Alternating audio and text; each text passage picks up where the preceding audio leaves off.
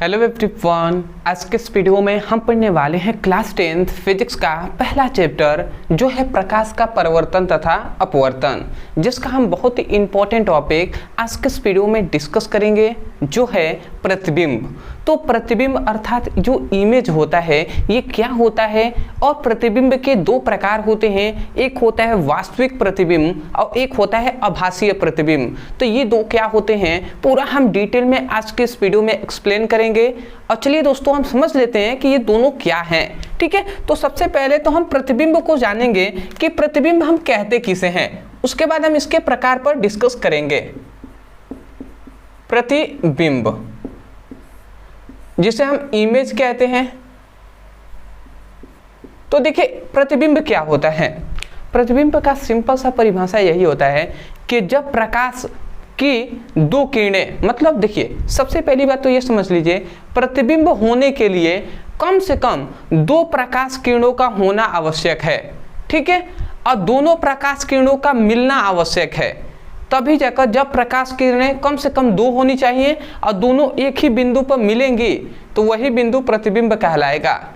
मतलब हम परिभाषा कह सकते हैं प्रतिबिंब का कि जब प्रकाश की दो किरणें परावर्तन, मतलब जब प्रकाश की दो या दो से अधिक किरणें परावर्तन या अपवर्तन के पश्चात जिस बिंदु पर मिलती हैं या मिलती हुई प्रतीत होती हैं वह बिंदु वस्तु का क्या कहलाता है, प्रतिबिंब कहलाता है। समझ गए प्रतिबिंब का परिभाषा।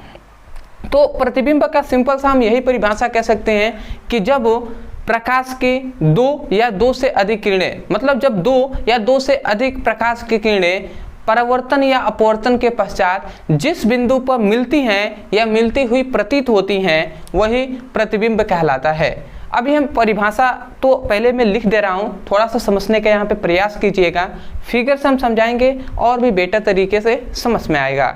तो चलिए हम समझते हैं। तो प्रतिबिंब का परिभाषा हमने यही कहा कि जब दो या दो से अधिक प्रकाश किरणें परावर्तन या अपवर्तन के पश्चात परावर्तन या अपवर्तन के पश्चात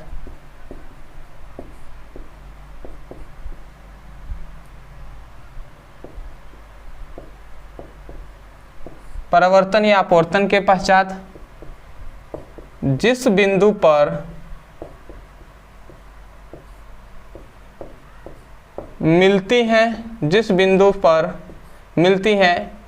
ठीक है, मतलब जब दो या दो से अधिक प्रकाश किरणें परावर्तन या अपवर्तन के पश्चात जिस बिंदु पर मिलती हैं या मिलती हुई प्रतीत होती हैं या मिलती हुई प्रतीत होती हैं, प्रतीत मतलब लगता है कि वो मिल रही हैं, प्रतीत होती हैं, वह बिंदु जिस बिंदु पर मिलती हैं वह बिंदु वस्तु का प्रतिबिंब कहलाता है। वस्तु का प्रतिबिंब कहलाता है। तो ये आपका हो गया प्रतिबिंब का परिभाषा, जो आशा करते हैं आपको थोड़ी बहुत तो समझ में आ ही गया होगा। थोड़ा और भी हम अच्छे से समझ लेते हैं, फिगर से समझ लेते हैं। देखिए अभी हम दर्पण जब आपको पढ़ाएंगे तो और भी बेटर तरीके से समझ में आएगा। जैसे सपोज डेट ये हम एक उत्तल दर्पण ले रहे हैं, ये क्या है, एक उत्तल दर्पण हमने ले लिया, इसी पर आपको थोड़ा सा समझ में आ जाएगा। ये क्या है, इसका मुख्य अक्ष है, और हम जानते हैं सबसे पहले यहाँ पे मान लेते हैं ये फोकस दूरी है, और ये क्या है, वक्रता केंद्र है जो है C। अभी हम पूरा डिटेल में आपको बताएंगे तब आपको समझ में आएगा, थोड़ा सा आप समझ जाइए। मान लेते हैं ये प्रकाश किरणें सबसे पहले मुख्य अक्ष के समांतर जाती हैं, और परावर्तन के पश्चात हम जानते हैं नियम होता है कि जो मुख्य अक्ष के समांतर जाएंगी वो मुख्य फोकस से होकर चली आती हैं। ठीक है, ये मान लेते हैं यहाँ पर ये सपोज दैट हम मान लेते हैं ये कोई वस्तु है जो है AB, तो AB एक वस्तु है जिससे प्रथम प्रकाश किरणें निकलती हैं और परावर्तन के पश्चात मुख्य फोकस से होकर चली जाती हैं, और द्वितीय प्रकाश किरणें वक्रता केंद्र से होकर इस प्रकार जाती हैं और परावर्तन के पश्चात उसी मार्ग से वापस लौट आती हैं। तो जब परावर्तन होगा तो ये दोनों बिंदु जिस बिंदु पर मिलेंगे, ठीक है, वह बिंदु पर मुख्य अक्ष पर खींचा गया जो लिए होगा यही क्या कहलाएगा, प्रतिबिंब कहलाएगा। ठीक है, यह बिंदु ही क्या कहलाएगा, वस्तु का प्रतिबिंब कहलाता है। समझ गए ना।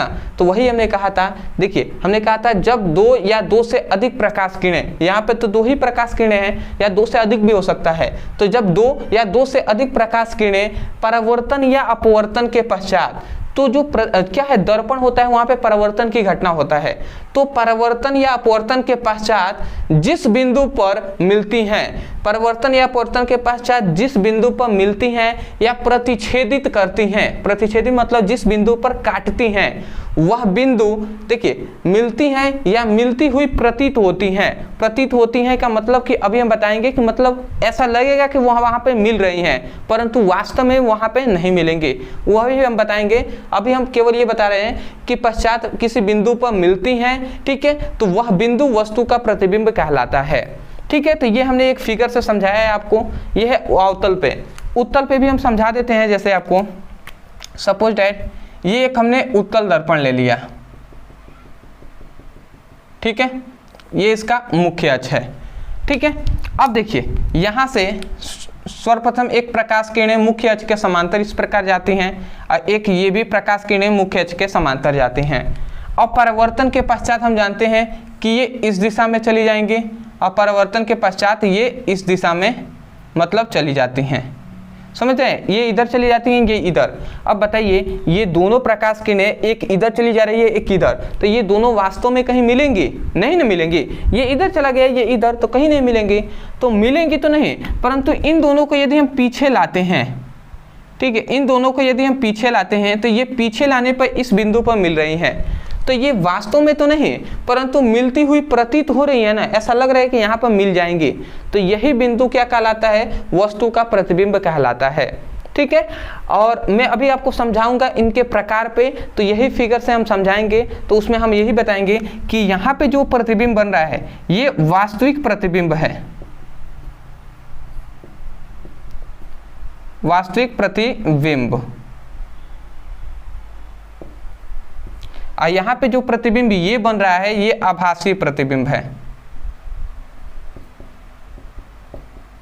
ये अभी हम आपको डिटेल में डिस्कस कर देंगे, पहले आप यहीं पे समझ गए हैं कि देखिए जब हमने यही कहा कि जब दो या दो से अधिक प्रकाश किरणें परावर्तन या अपवर्तन के पश्चात जिस बिंदु पर मिलती हैं वह बिंदु क्या कहलाता है, वास्तविक प्रतिबिंब कहलाता है। हमने यहाँ पे आभासी प्रतिबिंब का परिभाषा कहेंगे कि जब दो या दो से अधिक प्रकाश किरणें परावर्तन या अपवर्तन के पश्चात जिस बिंदु पर मिलती हुई प्रतीत होती हैं वह बिंदु आभासीय प्रतिबिंब कहलाता है। इसलिए हमने प्रतिबिंब में तो दोनों आ जाएंगे ना, वास्तविक और आभासी, इसलिए हमने यहाँ पे लिखा था कि जब दो या दो से अधिक प्रकाश किरणें परावर्तन या अपवर्तन के पश्चात जिस बिंदु पर मिलती हैं, ठीक है, मिलती हैं या मिलती हुई प्रतीत होती हैं, हमने दोनों लिखा था कि मिलती हैं, यदि मिलती हुई रहेंगी वास्तव में मिलेंगी तो वो वास्तविक हो जाएगा, और या मिलती हुई प्रतीत होंगी तो वो आभासी हो जाएगा, तो वही वस्तु का प्रतिबिंब कहलाता है। आशा करते हैं दोस्तों आपको समझ में आ गया होगा। परिभाषा लिखना पड़ेगा, एक बार मैं बोल दे रहा हूँ, थोड़ा सा प्रैक्टिकली है तो आप थोड़ा सा सुनकर ही वास्तविक, इसके अब दो प्रकार होते हैं प्रतिबिंब के, प्रतिबिंब के प्रकार। तो प्रतिबिंब के कितने प्रकार होते हैं, तो प्रतिबिंब के दो प्रकार होते हैं, एक होता है वास्तविक प्रतिबिंब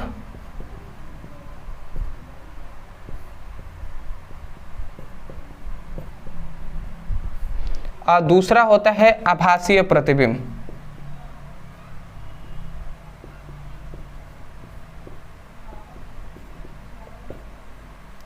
अब बताइए इन दोनों का परिभाषा आप लिख लेंगे ना, जो विद्यार्थी लिख पाएंगे मैं उनसे बोल दे रहा हूं, आप थोड़ा सा लिख लीजिए। आप कहेंगे कि जब प्रकाश, मतलब आप कहेंगे जब दो या दो से अधिक प्रकाश किरणें परावर्तन या अपवर्तन के पश्चात जिस बिंदु पर मिलती हैं वह बिंदु वस्तु का वास्तविक प्रतिबिंब कहलाता है। मतलब यदि वास्तविक प्रतिबिंब का परिभाषा लिखना है तो आप यहाँ से लेकर यहाँ तक लिख लीजिए, मिलती हैं यहाँ तक आपको लिख देना है, और उसके बाद वह बिंदु यहाँ से लेकर यहाँ तक लिख देंगे, आपका वास्तविक प्रतिबिंब का परिभाषा हो जाएगा। क्या लिखेंगे? जब दो या दो से अधिक प्रकाश किरणें परावर्तन या अपवर्तन के पश्चात जिस बिंदु पर मिलती हैं वह बिंदु वस्तु का वास्तविक प्रतिबिंब कहलाता है। यहाँ पे लिख देंगे वास्तविक प्रतिबिंब। अब आते हैं आभासीय प्रतिबिंब को आप क्या कहेंगे?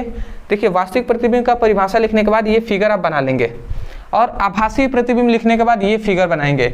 आभासीय प्रतिबिंब में आप ये कहेंगे कि जब दो या दो से अधिक प्रकाश किरणें परावर्तन या अपवर्तन के पश्चात लिखने के बाद आप लिखेंगे पश्चात जिस बिंदु पर, यहाँ से आप मतलब यहाँ से लेके यहाँ तक लिखेंगे, परावर्तन या अपवर्तन के पश्चात जिस बिंदु पर यहाँ से लिखेंगे मिलती हुई प्रतीत होती हैं वह बिंदु वस्तु का आभासीय प्रतिबिंब कहलाता है। और उसके बाद ये फिगर बना लेंगे। आशा करते हैं दोस्तों आपको समझ में आ गया होगा। अदरवाइज मैं आपको बता दूं, देखिए आप लिख पाते हैं तो अच्छी बात है, या आपके लिए मैं बता दूं कि नोट्स भी हमने अवेलेबल करा दिया है क्लास 10th के फिजिक्स और केमिस्ट्री दोनों। याद रखेंगे, फिजिक्स भी और उसके साथ साथ केमिस्ट्री का भी नोट्स हम आपको ओनली 49 रुपये में दे रहे हैं। यदि लेना चाहते हैं तो जो नंबर दिया जा रहा है उस नंबर पर मैसेज करेंगे, हमारी टीम से मांगेंगे तो वो आपको नोट्स दे देंगे। ठीक है, और याद रखेंगे ये ऑफर लिमिट समय के लिए है। ठीक है, ये आपका ही यही नोट्स आप जाएंगे तो 200 रुपये का जो नोट्स है वो हम ओनली आपको 49 में दे रहे हैं। ठीक है, मतलब अगर देखिए तो दो सब्जेक्ट है फिजिक्स और केमिस्ट्री, मतलब 25 रुपये 25 रुपये में नोट्स आपको दिया जा रहा है। इससे कम कुछ भी नहीं हो सकता दोस्त। तो मैं क्यों दे रहा हूँ इतना सस्ता? अदर आप जगहों पर प्लेटफॉर्म है जिन पे आप पता कर सकते हैं वहाँ पे कितने में मिल रहा है। मैं इसलिए दे रहा हूँ क्योंकि मैं चाहता हूँ कि गरीब से गरीब स्टूडेंट है वो भी जुड़े और थोड़ा सा उनको हौसला मिले कि मैं भी पढ़ सकता हूँ, मुझे भी नोट्स हर चीज़ यहाँ पे अवेलेबल कराया जाएगा और मैं वहाँ से लेकर अच्छे से अपनी तैयारी कर सकता हूँ।